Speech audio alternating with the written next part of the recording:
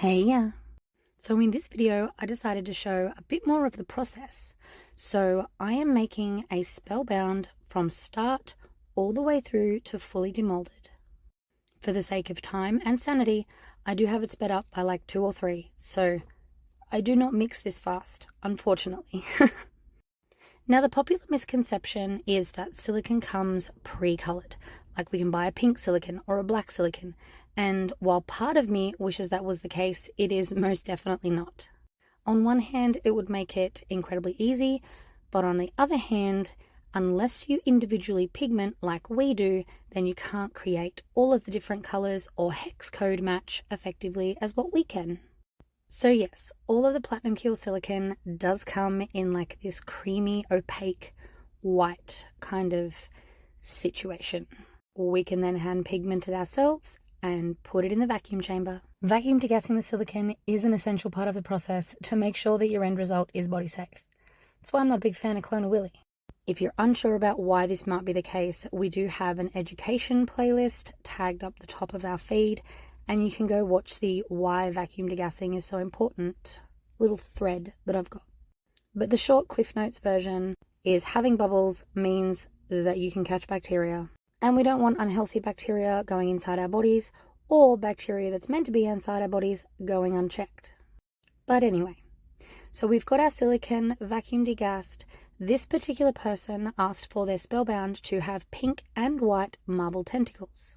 So because of the shape of Spellbound's mold, where some of the tentacle tips actually curve backwards on each other, the easiest way for me to make sure that the silicone is reaching down into those tips is to kind of force it in there using a syringe.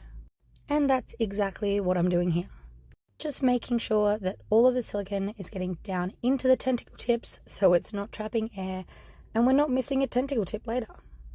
So next part of the process, considering they wanted pink and white marble tentacles, is to combine what I've got left of the pink and of the white silicone together into one cup so that I can really easily marble it into the rest of the mold where the tentacles are.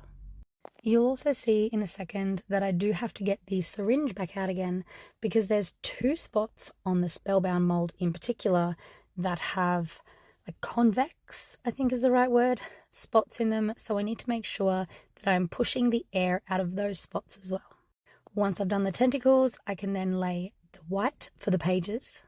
And I do that straight on top while everything is still fully liquid. I also do exactly the same thing for the book backing.